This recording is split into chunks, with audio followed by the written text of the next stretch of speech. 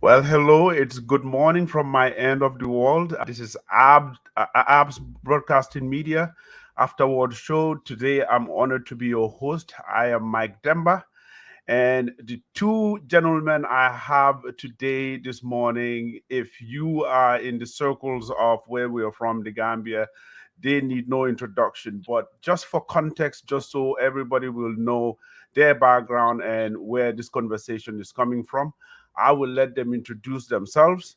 I'll go with Professor first. Please introduce yourself and please tell us your day job. I know you have many hats, but tell us your day job today as we speak so that people will have context of where our conversation is coming from. Yeah, I'm Professor Lamin Sidibeh, Simlai Rahman Rahim, an indigen of Baka Wasulung Kunda. Wasulung is important. Mm. Tilbonkas, long, inhabiting Tilbonkas. My mom hails from Sukuta. She's Bojang too. So Bojang, Dr. Bojang is my cousin actually. But I know he eats a lot. So I don't know. Anyway, to make it short, I started as a teacher many years ago. Mm. Unqualified teaching, went to Unum College then, trained as a teacher, taught at Armitage, Crab Island, St. Augustine, Latrikunda School, then further to study in Denmark, where I pursued psychology from BSc to PhD. I'm making it short. Then I joined the UN, starting with UNICEF for 2 years in Nairobi as associate program officer. After 2 years, there was this advent of refugee influx into Somalia from Ethiopia. So I transferred, interagency transfer from UNICEF to UNHCR Somalia, where I served for 3 consecutive years with UNHCR, then to Sudan Right. for another 2 years with refugee agency, from Sudan to Ethiopia for 4 consecutive years, briefly in Geneva, Ethiopia to Nigeria as the UNHCR representative, until I came back home in the early 2000s, joined UTG. Dr. Boja was a student then. Right. I was there for 9 years teaching psychology. Yes. And then later I moved to the American International University, abbreviated Iowa, where I still teach. Now part-time though, because I thought I should now focus more with my age and experience on clinical work. Oh, okay. So I am contracted at SOS, where I deal with all the traumatic and other problems that those children are faced with or they experience, how they got into that place. Many of them are single orphans or double orphans. Okay. Right. So I do that. I teach at the same time. And I'm also engaged in community-based activities, particularly targeting women, girls, and youth in the provinces. We did one in Brufut, one in Tangier, and we intend to continue where we gather a number of women and hear their problems, mental health problems, and see how we can train them or give them guidance and counseling. That has been very effective, I think. So I'm Paka Nyinantiboro or Nyariboro, as they say in Wolof. You have a lot of balls. On my plate, because psychologists are not many here. Yeah, that's and true. To have a combination of psychology, teacher, doctor, it's a lot of work. And that's why that background is background is relevant to a topic we're going to have, or the one we'll start with.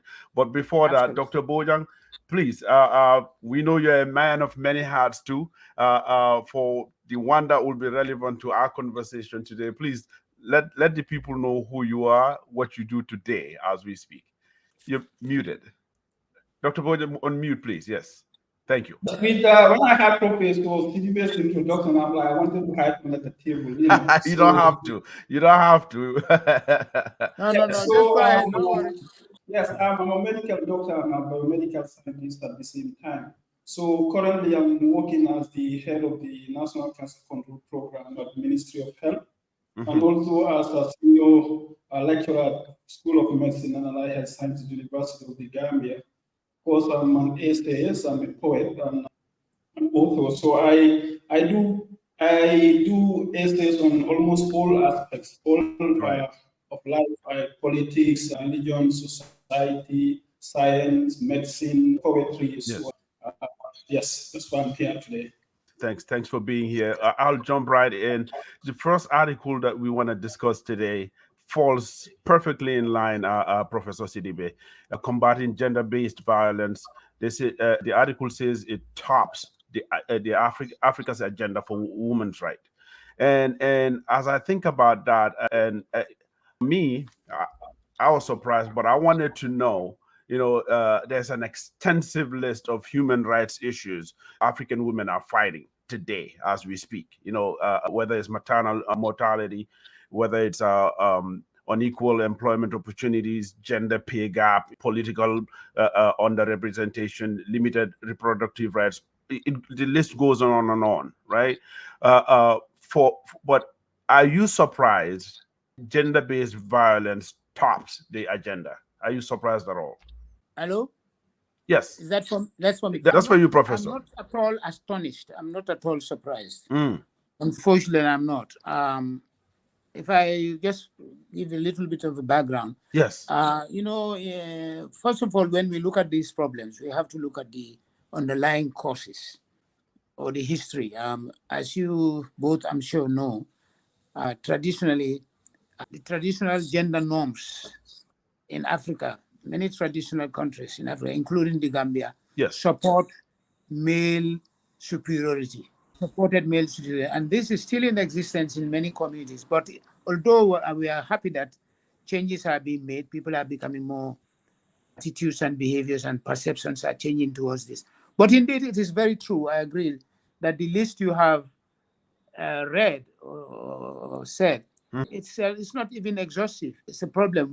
Our women and girls are indeed marginalized in all those ramifications. And, the social norms also tend to tolerate, fortunately, in many circles, these problems. For example, domestic violence tend to tolerate even today. Although, as I said, awareness is increasing. Yeah. This is reflected in the article sent to me, or summary of the article sent to me. Yes. Written by Bah, I think it's a Bah. It is. And the effects are in all these things like job, reproductive health, violence, physical abuse, emotional abuse against women, very impinging on women. It leads a lot of problems. Dr. Bojang, I'm sure, will buttress this. A lot of PTSD, post-traumatic stress disorder is experienced. I see some victims of these problems here in my clinic. But I forgot to say that I also run a private clinic in mental health because the needs is abundant and the resources are meager. Yes. So unfortunately, these problems expose our children too. For example, where a father batters a wife, the children are there. So these children can easily develop what we call conduct disorder in psychology. And if they are not treated, left untreated, that may develop into antisocial personality disorder. And some people who have no remorse can be very insensitive in hurting people, can also become offenders, you see? Right. So this is a kind of vicious circle. And usually those who commit these crimes have deficiencies also, maybe starting from their childhood days. Okay. Many of them cognitively and socially, they are deficient and they have not been helped, unfortunately. So I don't know if you want to ask what may be the possible solutions, but before I get to solutions, okay, stop me if you think I should stop there. I want to talk about what we call in psychology, self-fulfilling prophecy. Okay. This means that when people believe in something and this belief influences their behavior, you will be surprised that some women themselves, yes, who are victims, come to me and I talk to them and they tell me, oh, he has the right to beat me because it's marriage and it's a norm. He has the right to beat me, but I mean, the way he has done it is too much. You see, he has broken my tooth. So they accept it.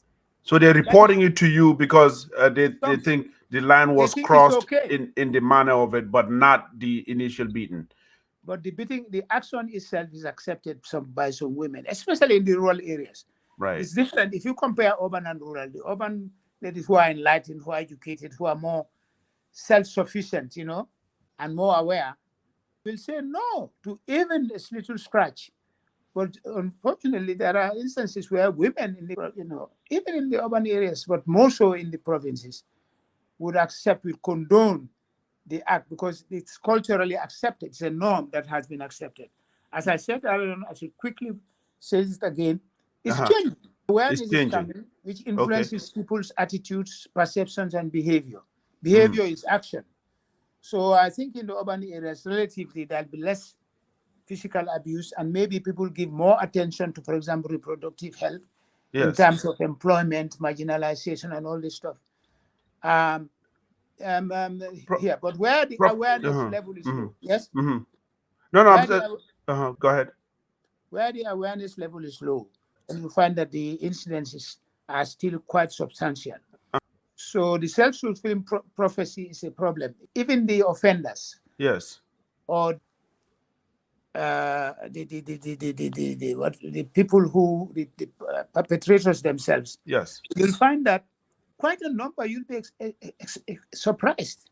Even those who have been to school, and have degrees, still believe that by our culture, so-called culture, they say, the woman does not behave. The only answer is physical, because they talk a lot. So, because people, what I'm going to come to some possible solutions. Professor, I'll get to that because I have a question that's related to that.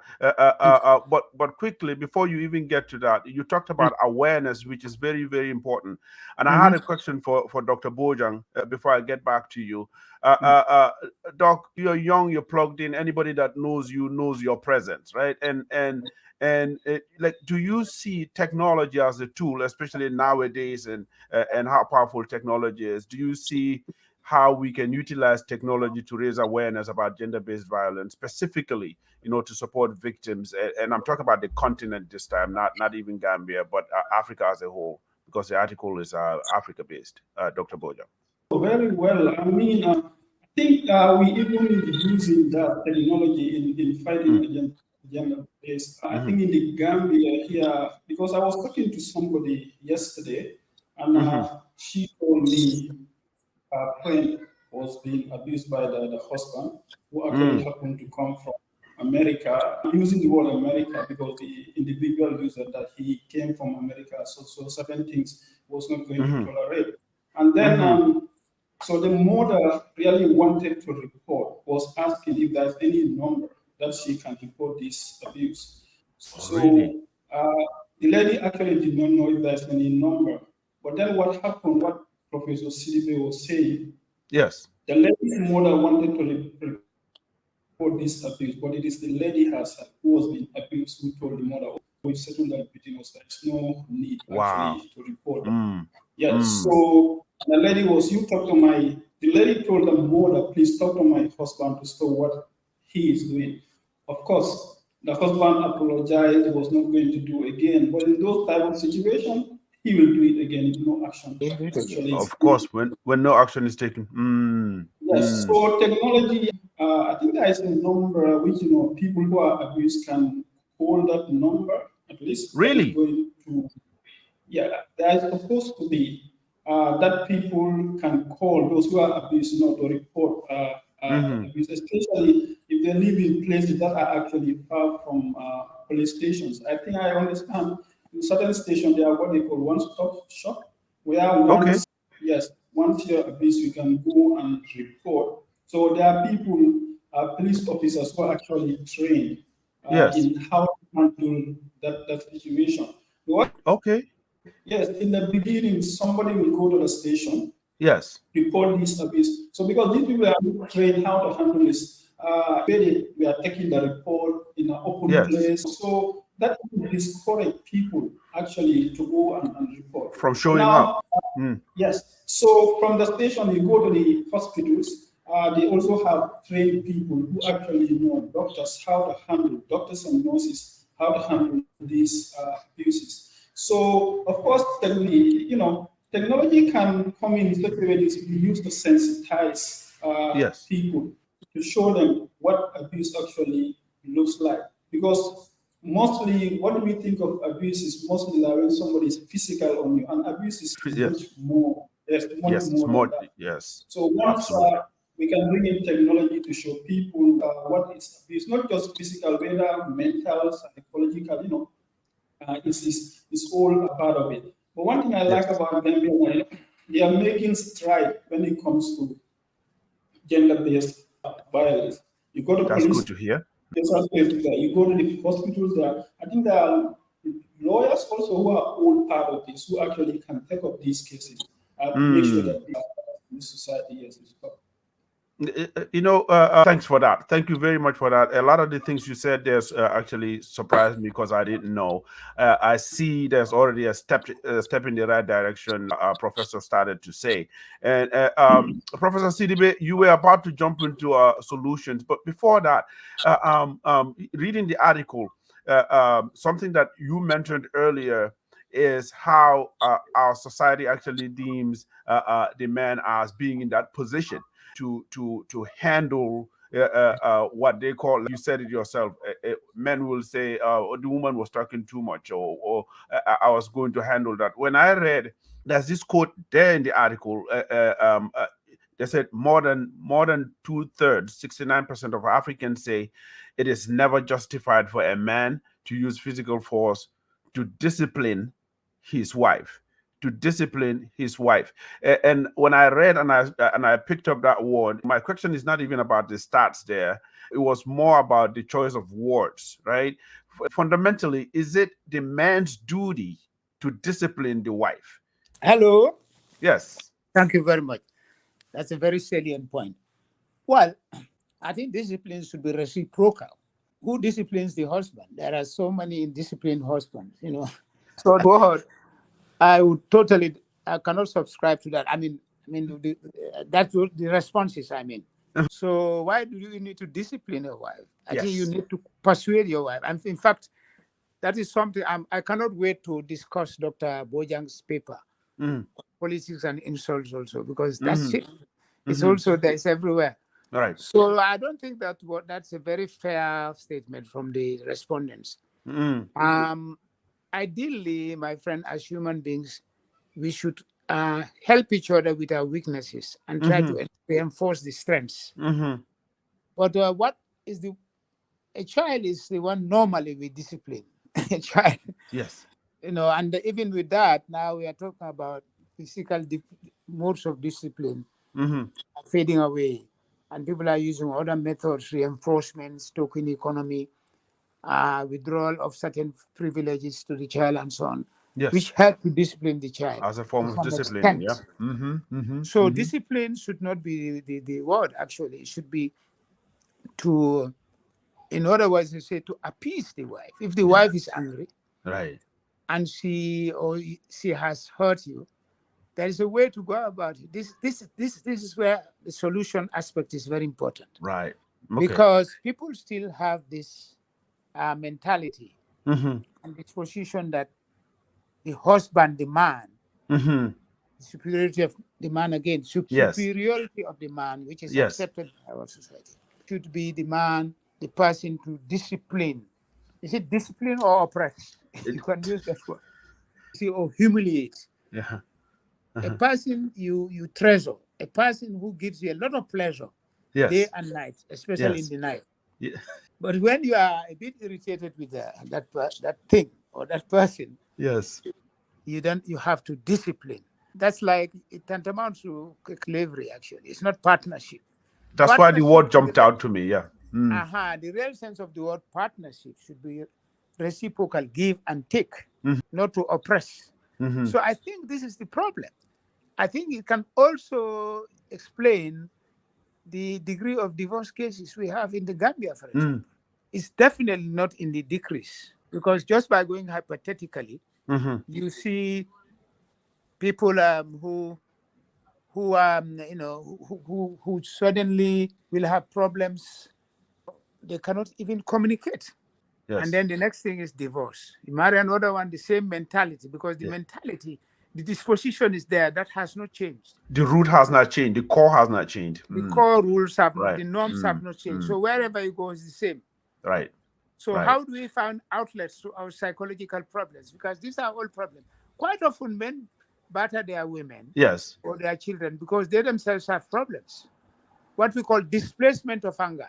If you are at work and your boss is not happy with your work and they tell you or reprimand you, are angry, you don't have an outlet. You go home, you say, then the next minute, your wife says, hey, Pau, because you are angry about something else. Misdirected anger, Misdirected or displaced anger in psychology. You displace your anger to the wrong person. You direct it to the wrong person. Instead of going and talking to your boss, who may be the trigger of your problem, you go and vomit it on the young poor lady.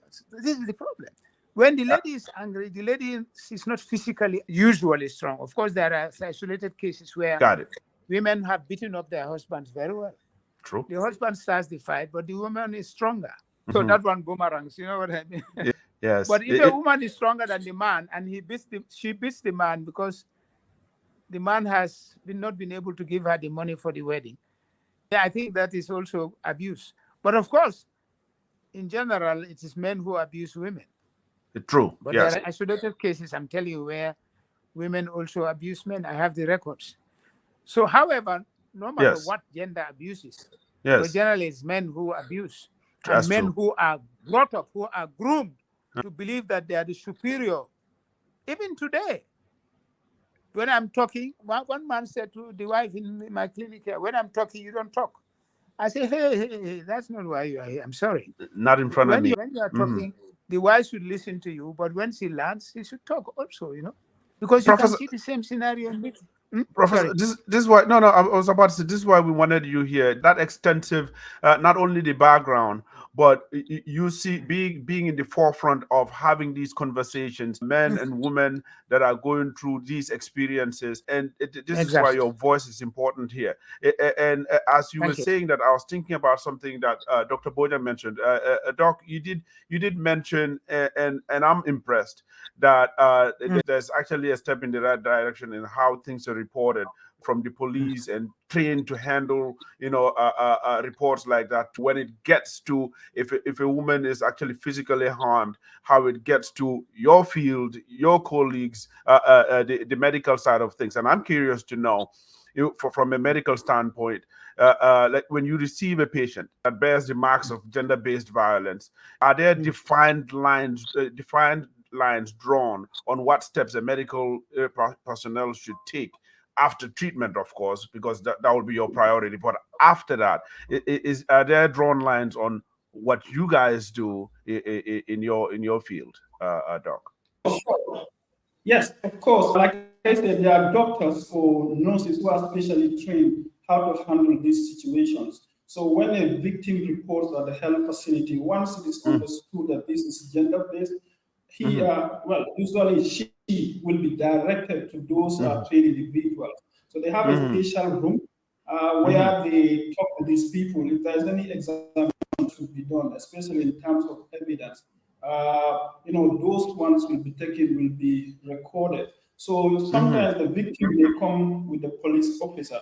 So whether the police officer is there, police might have already done their clerking or interrogation, but already spoken to the victim. At the hospital, there are set guidelines that they follow how to actually take information from these victims. Because in case it goes beyond the hospital and goes to court, so these doctors will actually be called. I've seen it not once, not twice, actually to give evidence.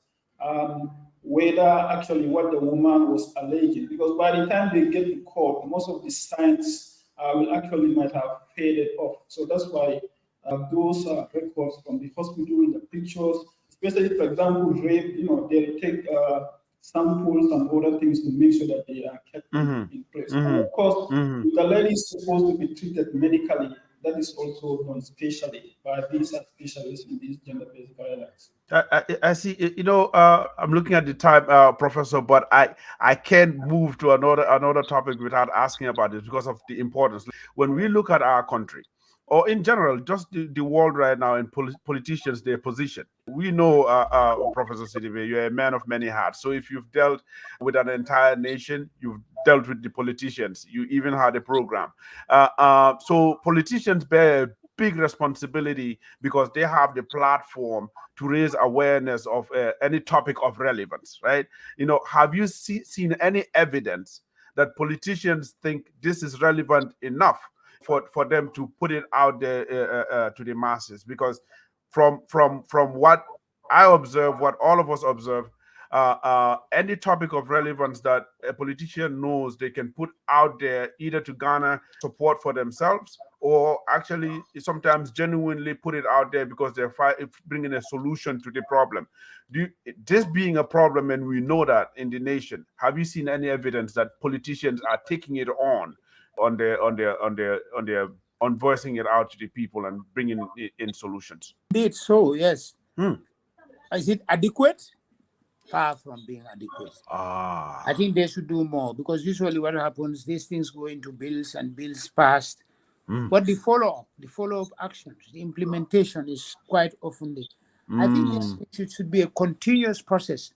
They should be inbuilt in even the national plans, 5-year plans, where from the primary school, from the kindergarten, children are taught, enlightened about this, what the don'ts and the do's with regards to gender-based violence, for example. It's not adequate. And I think they should even decentralize it, not only discussing it at the National Assembly, but also at regional level, local government level. It should filter down. So it's far from being adequate. Usually what they do is they sit in platforms and talk about it. But when it comes to filtering it down, and it's not so simplistic, actually.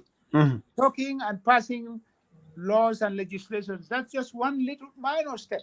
Right. To me, what's important is how do we execute those policies? This is where I think the inadequacy lies greatly. I see. So I would congratulate the politicians for the debates they do and the support they give women and women's empowerment thing and so on. I agree. But the implementation now, the follow-up mechanism. Yes. Still room for improvement. Room for improvement, having more women also in parliament, having more women at the top levels. Yes. These are 30% they talk about in some new constitution. Is it being implemented? No. So I don't think. I think where the people who are doing the crux of the problem and trying to solve the fundamental problems are medical doctors like Dr. Bojang. Yes. Myself as a psychologist, a doctor too of mental health. So they deal with the physical, the somatic aspect when it is done, which is reactive. Once somebody is beaten up and hurt, then it goes to, as Dr. Bojang ably described, the procedure is taken to treat and the legal aspect and so on. Of course. But then the psychological aspect is paramount to me. The ongoing, the attitude, the stereotyping of women. Are the women themselves self-aware of what's happening to them? Like the woman who was supporting that the husband may beat her up. You did say are that. They self-reliant? Because quite often, when you are dependent on a man financially, unfortunately, in our Gambian communities, especially in the rural area, in poor families, then you are so dependent that you have no say. So women should be made self-reliant. Men need a lot of education, which has to do with what you have said, awareness campaigns. Yes. Not only talking in conferences, but do they really internalize these problems? How can we prove that they really understand what we have discussed and they are taking action on them, changing their attitudes? The culture of silence that Dr. mentioned is very important. Culture of silence. Right. Where it's an incident happened, they say, let's talk about it internally. Right. You don't want to, right. And Gambians don't like to be exposed. Yes. They like to do things clandestinely, but they don't like to be exposed. So I'm teaching my clients, learn to be assertive, to expose their problems appropriately. This way, the incidences will reduce, I tell you, because they don't want to be imposed. They want They to be don't. regarded. They don't want it out there. I think these are the key things. So to answer your question again, I believe that they are doing something. I've heard them talk about it. I hear legislations being passed and so on. Yes. But the follow-up, filtering it to the grassroots level, to the communities, the type of job we are doing. Yes. We go to Burfoot. We sit down with the women. I did it. Yes. By the Alcalo, women heads, and Yes. I asked them about their problems, what they experience. And you won't believe how many come up with the experiences of violence. Giving them the opportunity to speak up. They speak up openly, and we take notes and we counsel them and we follow up. And some of them tell us, oh, now it's improving. We call the man, because you see, both the victim and the offender need treatment. I don't know if you agree with Dr. No, definitely. Both I the do. victim and the offender need, actually, they both need a treatment. The underlying cause, Yes, because as he said, if the offender is not treated, yes, the possibility of repeatability is very high. That's true. You see? That's true. That's true. The victim will be treated, but the victim's treatment also may be physical. But what about the emotional post-traumatic stress disorder or trauma or anger? Especially if you have broken the two teeth of the woman. Because even if you divorce her, she needs another man. You see? So that trauma itself, psychologically, that's true, Doc. It's very serious. So these are some of the key things that I think should be done to address the problem. But above all, prevention is better than cure. Right. How do we educate, especially targeting the younger generation? You did mention Not that. my generation, because my generation is already infected. I remember when I got married newly, as a young man like Dr. Bojang, and my wife was troublesome at one point. I went and reported her to her parents. You know what they told me? Did you beat her? I said, no. Oh, wow. They said, you should have given her a good high, I said, no. Wow. I don't want to beat my wife. And that tells us how ingrained it is. That tells us that thing is ingrained. Yes. So this is what has to change. This attitude is what has to change. This position and thinking. Thank you, Prof. Mentally, physically, culturally, because I don't think even religion allows that. Religion is not telling anybody to beat your wife. Right. True. That's true. So those are some of the, I think, solutions, apart from the immediate reactive solution of physical treatment and counseling to appease the woman.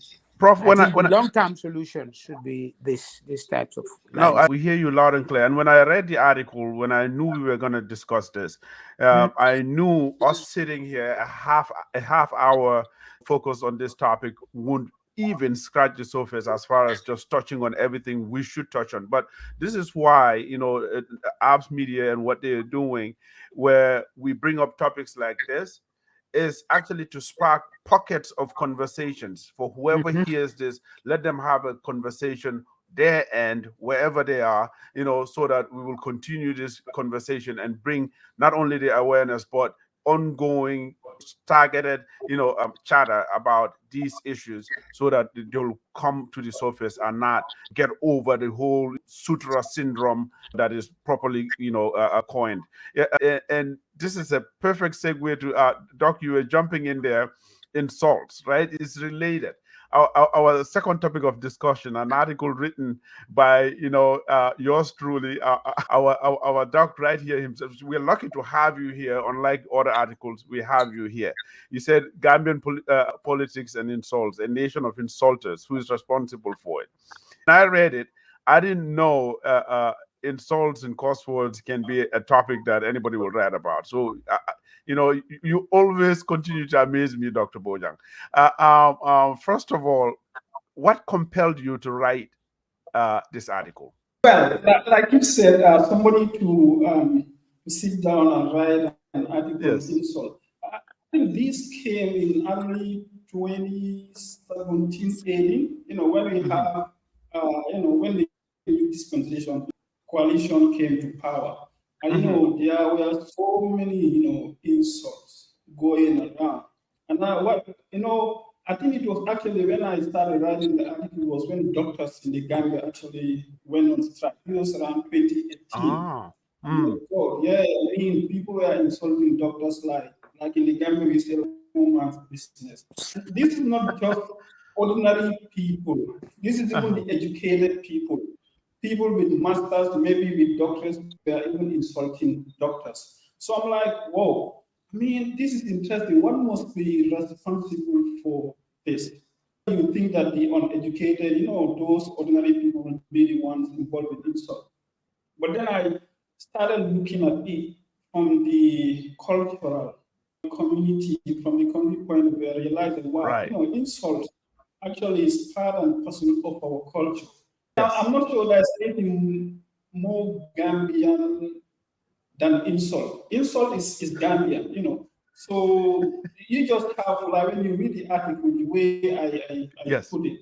Yes. So culturally, in almost all the households or communities, we all insult. So the degrees actually vary from one community to another individual, but almost all of us. Like I said, when you look society that I came from, even when kids are learning to talk, most of the post words, I don't know of now, but back in the days, most of the post words we learn to talk about are insult words. In fact, the first people we insult are our mothers, and that was actually acceptable. So, like I say, Gambians are programmed in such a way that once you infuriate a Gambian, his natural reaction is to give you an insult. So that's where all these things are coming from. I guess after reading it, so there's evidence that is such a part of our society, and to a point that one doesn't even think about the topic. Hence amusement in you going there, Professor. You see, like Dr. Bojang just taught us, right, in this article. Insults are a part of our society's fabric. All right, it is. Do you see a scenario, Professor, where insults and cuss words can be deemed reasonable, like serving us a good purpose, or is it all negative? You're muted, Prof. You're muted. Yeah, Go for it. now can you hear me? Yes, sir. I think we should put them in perspective. When our parents, I have gone through this experience also. Insulted iba futu bala say I would feel wala ke funto wala jankadingo. They don't mean it as, they are not as hysterical as these politicians do. I'll come to that. So that's why it has become a culture, as you said. It's a norm that people insult. They just say it. So that actually, it's a kind of motivational remarks and so on. And that has helped some of us when we are kids to have more ambition. Because my father would tell me, you have no ambition. Go and read your books, go on. And because of that, I became, in fact, kind of positively infuriated. And I studied even more. And today, I think he's not alive, but I think before even he died, he became happy with what he wanted. So that's different to my mind. What I should say is, even though it's a cultural thing which is embedded in culture, I should say, as a psychologist, I'm afraid it's being abused in our political platforms. The insults, yes, acceptable insults are prevalent in our communities, but okay, let me go back a little bit.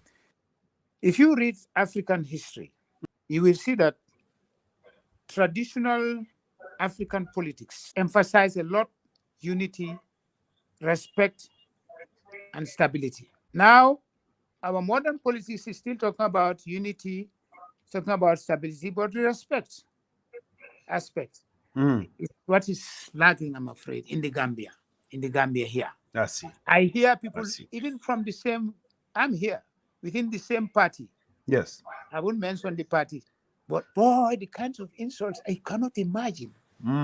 Especially when you might consider in our culture the age difference, the age gap. Yes. A person older than your dad or your last companion. Yes. You insult in such a way that you go into his trousers. I think you know what I'm talking about. I know. That is very serious. So from my experience, writer has hit the nail on the head. It's a problem that should not be overlooked. Because the insults I've been observing a lot since I came back are intentional, offensive to offend people, disrespectful, belittling, and humiliating. The political insults I've listened to, whether these are people from within the same party, particularly people in opposite parties, opponents. So that the politics has become very subjective as against objective. Objectivity in politics is what people yearn for, not subjectivity. The person, the individual, and not the issues. There are so many issues we should be discussing: security, poverty, inequality between men and women, which we have just discussed earlier, and so on and so forth. But no, the person, so that you deviate the issue. Yeah. You deviate. Why do people insult, to my mind, from my observation in the Gambia, in politics, is because some people want to assert themselves. It's good to assert yourself, assert their power, but to do anything that is not optimum, if it is too excessive, is not good. Assert their power to provoke others because they themselves feel insecure in certain instances. Oh, wow. Okay. They are seeking attention, that when I insult Mr. X, people will clap for me. And unfortunately, followers will clap and laugh. You see, the followers themselves need education. Or you are distressed, or you fear the opponent. So you say the only way to get him is to insult him so that he insults back. But naturally, from a psychological perspective, when you want to persuade somebody, insult is not a way to persuade a voter to vote for you. I mean, it's just that the level of awareness in the Gambia or education is still yet to be desired. That's why people can manipulate. You know what I mean? I hear you. Otherwise, if you want to persuade me, you persuade me with ideas. If your communication is indecent, I wouldn't think you are a good leader. That's very true. Because once you have the position, you'll insult me too. Some of them have been insulted. Some heads of state, some ministers insult their workers. Even from a stage like that, from a high position like that. They've been insulting people as people who are looking for the position. So they continue with it once they have the position. You've heard about heads of state who have been insulting people. So what they would now live in Sunday. That's serious. So it continues. It continues. Especially when the children who attend those, gatherings or campaigns are listening to. Yes. They will laugh along with the elders, but they will also eventually insult. They will absorb that and also learn from that. It's called imitational. It's a behavior. You imitate your parents and you do the same later. So the insult circle continues, becomes a vicious circle. So this is the problem. And I want to think that those who insult perpetually or perversively are not in their right states of mind. Because it's an impulsive behavior in psychology, impulsive reaction. I say that he doesn't know what he's doing, and then you jump. What do we do? What do we do? What do we do to curtail or to reduce or to eradicate this phenomenon? Yes. Once and for all. Yes. First of all, you ask yourself, if I'm insulted, I say, is the person who was trying to insult me in the right state of his mind or her mind? Another thing is, what is the motivation for the castigator? The one who is trying to castigate me, what is his motivation or her motivation? The motivation, I have mentioned some of them, could be that he wants attention. He wants to be popular. He wants to provoke me, or he feels insecure. But where the leaders insult, the followers also insult. Because let's be honest, some of our leaders themselves have been insulting each other. The followers follow suit. That's true. And so Professor, yes. It has to start from somewhere. Sorry, yes? Sorry, no, I was about to say, I like the angle you take in helping us here understand these topics more, because you touch both sides. Whenever you talk about the When we talked about the gender-based violence, you talked about both sides. Now we are talking about insulters. You spoke about both sides. The person insulting, at the root of it, what's putting them in that position, whether it's insecurity, whether it's even sometimes the lack of articulation, not knowing how to express themselves, and lean towards Language, insulting the yeah. language whenever there's a Language. barrier I'll come there, to or that the if you allow. and that's what I'm picking up from you. Not you look at every topic well-roundedly, and I want to come back to that, and I'll come back to you. But as the writer himself is sitting here, Dr. Bojang, as you heard about this topic, for you wouldn't be surprised because it's extensive. But for some of us that looked at insults like, it's part of our fabric, let's just go along with it. What do you think about what you just heard from a psychologist point of view, the insulter, the recipient of the insults? Well, like at the end of the article, when you insult, that says more about you than the one you insulted.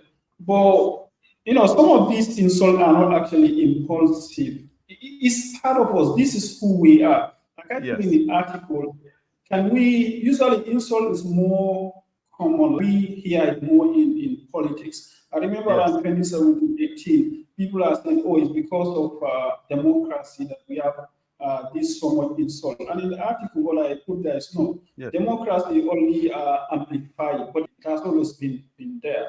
Can we have insult-free politics? I don't think so. That's what I put in the article. We can have some level, but like insult-free, then there will be no Gambia for that to happen. So that is not to say that we can't do anything about it.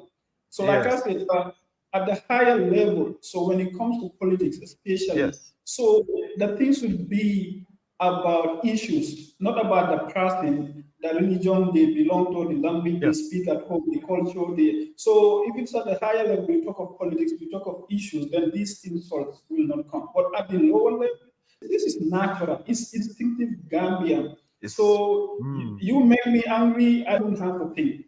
It will come. And sometimes we insult, we insult just to make a point. Not that, to make a point, sometimes we have to give it to you. And this is not just when you are angry with people. Our parents at home, sometimes they insult us just like you know where you are surrounded. So everywhere you go, at home, they'll tell you if somebody insults your mother, if you can do about insult them. So, of course, in the society, like I said, we have what we call insult celebrities. We have people in various societies, nobody dares to touch because these people, oh my God, when you touch them, and like I said, they even wear a badge of honor on their cheek, on their shoulder. They're good at it. Yes, they'll tell you, oh, don't touch me because me, especially ladies, if you touch me, what I will tell you, you know. Yes. So, like Dr. or Professor Sidibeh said, from like the highest level, from presidency down to I don't know what is the level, we all insult. So the essence of my article is what is the cause? So what we are all jumping at, insult, so we should not insult at all. Can we understand where it's coming from? Maybe when we understand that, then we'll be able to make headway. But if you just shout, some people are insulting us, what is responsible? So for us to take care of insult, it has to go right down to the household levels. Maybe if we actually advise our kids, let the kids not start talking by insulting. So, for example, your lowest sibling insults you. What will your parents say? If you want to do something, they'll be like, oh, he or she is just a kid. You don't have to do anything. And so they'll tell you somebody maybe attacks you physically, you can't do anything about insult them. So, but like I said, interestingly, the only person who should know that cannot be insulted is the father. So I don't know why. So as a child, you can insult the mother will accept that. But when you insult the father, that's a no-go area. Yeah, you ended that lightheartedly but seriously because it says a lot about our society. If as a kid, if insulting your mom versus insulting your dad, there's a variance there, and they're both parents. It says a lot about us. Before I go to Professor Sidibeh, actually, in thinking about insults, I'm reading the article. I see a side there where yes, we're talking about Gambia, we're talking about how it's a part of our fabric, but insults and cuss words just globally. We're talking about signs and gestures and signals that are all insults, like action that's taken that's insult. And I could not help but think about the fact that insults vary, right? There's different types of insults. So even in looking at a person from society to society, and you refer to somebody as a certain animal, right? It can be an insult for you, but even within Gambia itself, certain cultures and certain tribes and environments will see it as an insult, and some will see it as a praise. So before, because you ended this lightheartedly, before you go there, I want to go through a list of a couple of animals. You tell me, Dr. Bojang, right? Whether you feel insulted or praised. You ready for this? Right. So yeah. So if somebody refers to you as a donkey, how will you feel? How about a snake? Snake. Well, it depends on the context, but also insulted. How about a lion? How about a dog? Dog also is an insult, big insult in our society. And as you say that, I'm thinking, so dog and what it would refer to and what that person would think you're referring to. Living here in the States, I think about it. There's a huge community, Black Americans, where you call somebody a dog. The way you express that lion expression, that person will take that as a praise. Being a dog is being a hard worker. The last one I'll ask about is a cow. A cow. In Gambia, well, if somebody refers to you as a cow, how will you take that? It's an insult too. And I want to say something about sir, like snake. It's interesting. At work, or when people call me sir, sir, I'm like, I don't like that. Sir is too respectful. I'm like, oh, you don't have to call me sir. Because I tell them, if you call me sir in Mandinka is snake, but if you call somebody sir, it means an idiot or a stupid person. So this is what I'll tell them. So if I say my salad, it means you are sorry, but you are an idiot or a stupid person. So they'll be like, oh, but I'm not speaking Mandinka, I'm speaking English. I'm like, yeah, but then you say that it Still, that type of thing. Yes. It's funny you said that.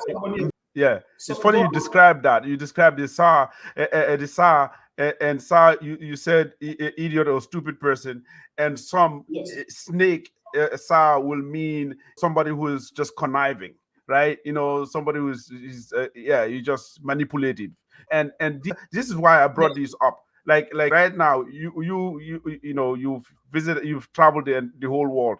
If somebody calls you a cow in India, that's a good thing. You will not feel insulted if you're Indian. So the reason why I brought all of this up is just insults and how this is part of not only Gambians, but part of humanity.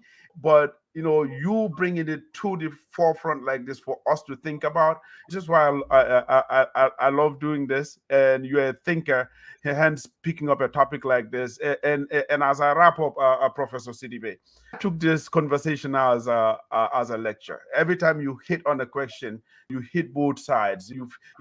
For me, I just felt compelled to sit back and listen, and how I wish I sat in a class of yours, the topic of psychology and how, as far as Gambia goes, we don't have a lot of psychologists. Living here in the US, I know the use of not only mental health, but psychologists. I happen to marry like a clinician who has sessions day out, tele sessions, talking to all kinds of victims. And when I see that as somebody I've married for 5 years, I think about Gambia and how that's lacking, and mental health is all over, because mental health is something we refer to as that person that is running the streets or either naked or half naked, somebody who is visibly, sick, that we call anyale mata wala dofla. But mental health is daily an issue at home. Men, women, kids, all going through it, but not having treatment like a professional like you. As we wrap up, what's because these two topics are relevant to what you do, whether it's gender-based violence or insults, being a part of our fabric. From a psychological point of view, what will you tell all of us in tackling these issues as we wrap up? Professor, you're muted if you're saying something. Very relevant to psychology. Mm, And psychology is a cross-cutting discipline. right. Anywhere you go in physics, chemistry, politics, medicine, psychology is there, whether you know it or not. You are right that the number of psychologists here in this country practicing, very few. Right. When I was with UTG, I developed a program to BSc level for people to major in psychology, but they're still dragging their feet on it. They can minor, but they cannot major. So people have expressed a lot of interest, and the need is abundant. It is, yes. Because only a very minor, I think 30% of people who have some form of psychological problem, minor or major, go to the seek for help. You know what I mean? Right. So it's Right. very relevant and it's pertinent. In fact, some senior doctor colleagues of mine, very senior ones, by age, I mean, Yes. have told me that most of the cases they see in the Gambia are psychosomatic, somatoform, meaning they may manifest physical symptoms, but Right. they have serious psychological underlying problems. Deep. And they'll be doing Underlying. their blood tests, they're all these BF and so on, they're fine, but they still have the symptoms. Wow. But once they deal with them with the psychological issues, they improve. So that demonstrates again the importance and the relevance of it. Now, so what we should do is, I think people should, I'm trying to do what I'm alone practically, to educate people more about at least the simple, basic science of mental health deviation or whatever. Yes. To teach them. I'm doing that. I'm going to conduct a course at, for example, SOS very soon. Right. For the caregivers, even watchmen. I'm telling anybody who deals with these children should have some idea, why does a child behave The way they he behave. behaves? Is it because he's rude, as we may say? Is it conduct, or because he didn't have breakfast at home? Or the father had beaten the wife and he's very angry about it himself and it's affecting his learning? Things are like this is what this used to happen in our communities. When we were children, our parents were very observant. And I will say, now it's so individualistic. Even that we, the resources you have alone, nuclear family, cannot do all those things. You have no time even for your children, very little time. Now, so I think we should teach, psychology should be taught Yes. more at Gambia College, more at nursing school, more at the medical school. I once told Professor Nyandis when he was heading that psychology they teach at the hospital is far from being adequate at the School of Medicine. Got it. We should teach it more basics, the basics, so that we're able to identify what may be somatic and what may be psychological. Although the parity is very close. I mean, if you understand a lot of psychology too, it helps you with your medical treatment. I hear you. So that's it. I hear you. Now, coming back quickly to insults. Well, insults, as he's saying, may be a cultural thing, but I don't think it should be encouraged at this political level the way they do it, from my experience. My opinion is the way they abuse it in politics is bad. Yes. And it's teaching our children very bad. And I have evidences for that. So that we should see what we can do. At least if we cannot eradicate it, we should see how we can insult appropriately. Calling somebody photo kuntula, I'm sorry to use that language. That's a very bad language in politics. Very bad. It's not teaching me anything, and it's not teaching. So therefore, I don't think we should say that because it is in our culture, and I do not subscribe to that. So even with insults, we should draw the line somewhere. We should draw the line, as part of the solution. We have to figure out a way where lines that you can cross. You can say it in certain platforms. Again, that comes to the point you have raised, the language. Thank you. Psychologists believe that people may tend to insult because they lack the vocabulary, the appropriate vocabulary that can convince people. Right.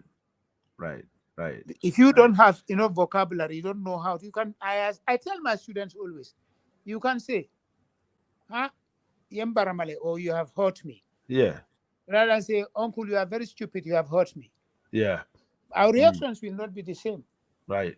And again, the verbal and non-verbal thing you have done, verbal, chipu, kamo chipu, both in Wolof and Mandinka, can be very insulting in the Gambia. That's right. It's verbal, but with mana hello, yes. Help. Yep. So it depends. It's culture specific. There are Right. certain cultures which accept certain things. About the dog thing you are talking about in America is acceptable, but in the Gambia it's not acceptable. Right.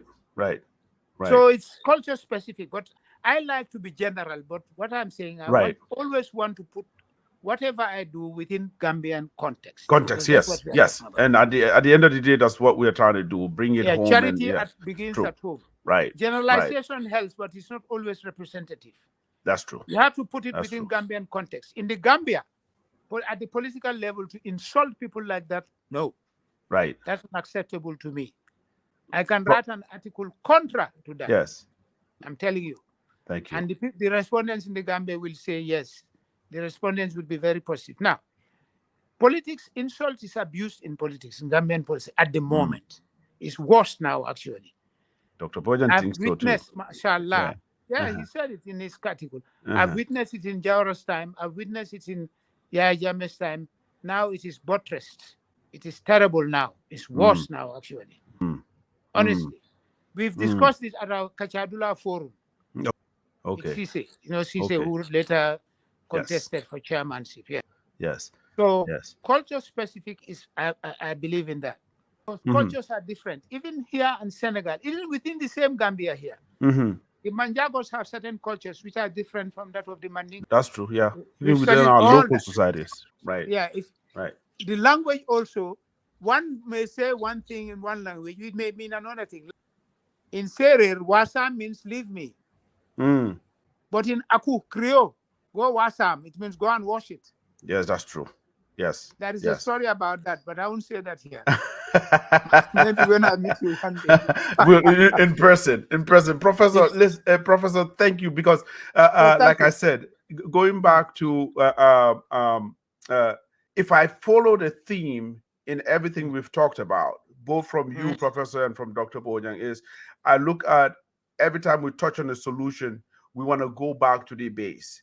Education kept coming, whether it's gender-based violence, teaching young girls and young women, empowering them and actually showing them the way away from the beginning, whether it's insults, teaching kids how to be expressive from a young age, being able to use their words to express, whether it's anger, whether it's frustration, whether it's just, trying to be heard, being able to use words rather than just, default to the lazy way out, which is, the shortcut of just insulting. And that theme has followed our entire conversation. And I knew this. I knew an hour wouldn't be enough for us to cover everything we need to cover.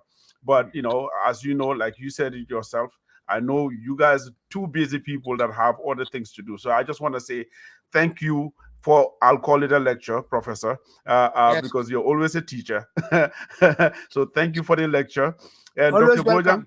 Bojang, and Dr. Bojang, for you, it's your service, your youth, and you're plugged in, like I said. Here you are, you could have focused on what you do. When we went through your book, that's what I told you. You could have focused on what you do, and that will be enough, not only financially, but even the name, right?